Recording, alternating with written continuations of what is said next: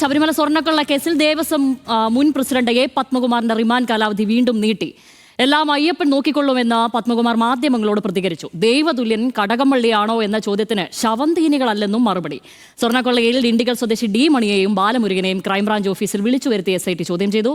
മുൻ Devaswom board president A Padmakumar പറഞ്ഞിട്ടാണ് എല്ലാം ചെയ്തതെന്നാണ് റിമാൻഡിലുള്ള N വിജയകുമാർ നൽകിയ മൊഴി. ശബരിമല സ്വർണ്ണക്കൊള്ള കേസ് അന്വേഷണം മുന്നോട്ടു പോകുമ്പോൾ മുൻ ദേവസ്വം പ്രസിഡന്റ് എ പത്മകുമാറിനെതിരായ കുരുക്ക് മുറുകുകയാണ്. ജാമ്യാപേക്ഷയിൽ വിധി പറയുന്നത് 7-ാം തീയതിയിലേക്ക് മാറ്റിയ കോടതി റിമാൻഡ് കാലാവധി 14 ദിവസത്തേക്ക് നീട്ടി. നമ്മൾ ദൈവതുല്യരായി കരുതുന്ന പലരും ഇതിലൊക്കെ ഉണ്ടെങ്കിൽ എന്തു ചെയ്യുമെന്ന പത്മകുമാറിന്റെ മുൻ പ്രതികരണത്തെക്കുറിച്ചുള്ള ചോദ്യങ്ങളോടുള്ള മറുപടി ഇങ്ങനെ: ദൈവതുല്യരായ പലരും ഇതിലുണ്ടെന്നൊക്കെ പറഞ്ഞിരുന്നു. ആരാണെന്ന് എന്തോ പല ആളുകൾ വേട്ടനായ്ക്കളല്ല. ഏതായാലും ശവന്തീനികളല്ല. എല്ലാം ചെയ്തത് പത്മകുമാർ എന്നാണല്ലോ മൊഴിയെന്ന ചോദ്യത്തിന് എല്ലാം അയ്യപ്പൻ നോക്കിക്കോളും എന്നായിരുന്നു പ്രതികരണം. സഖാവ് പറഞ്ഞിട്ടാണ് ചെയ്തതെന്നാണ് ഇപ്പോൾ നോക്കാം, അയ്യപ്പൻ നോക്കിയോളും.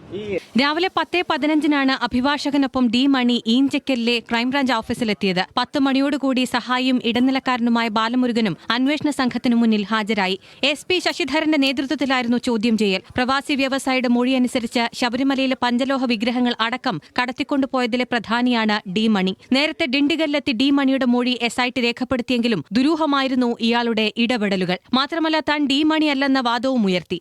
കൂടുതൽ ചോദ്യം ചെയ്യലിനാണ് തിരുവനന്തപുരത്തേക്ക് വിളിച്ചു വരുത്തിയത്. അതേസമയം മുൻ ദേവസ്വം ബോർഡ് പ്രസിഡന്റ് എ പത്മകുമാറിനെ വെട്ടിലാക്കുന്നതായിരുന്നു റിമാൻഡിലായ മുൻ അംഗം N വിജയകുമാറിന്റെ മൊഴി. പത്മകുമാർ പറഞ്ഞിട്ടാണ് രേഖകൾ വായിച്ചു നോക്കാതെ ഒപ്പുവെച്ചതെന്നും കൂടുതൽ കാര്യങ്ങൾ പത്മകുമാർ വിശദീകരിച്ചിരുന്നില്ലെന്നും വിജയകുമാർ SITക്ക് മൊഴി നൽകി. എന്നാൽ എ പത്മകുമാറും N വിജയകുമാറും മറ്റൊരംഗമായ ശങ്കദാസും അറിഞ്ഞാണ് ഉണ്ണികൃഷ്ണൻ പോറ്റിയെ വഴിവിട്ട് സഹായിച്ചത് എന്നാണ് റിമാൻഡ് റിപ്പോർട്ടിൽ. ഇതിനായി ദേവസ്വം മാനുവൽ തിരുത്തി. സാമ്പത്തിക ലാഭത്തിനായി ഇരുവരും പത്മകുമാറിന് കൂട്ടുനിന്നുവെന്നും N വിജയകുമാറിന്റെ റിമാൻഡ് റിപ്പോർട്ടിൽ പറയുന്നു. അന്വേഷണം മറ്റൊരു ഘട്ടത്തിലേക്ക് കടന്നതിനാൽ SIT വിപുലീകരിക്കും.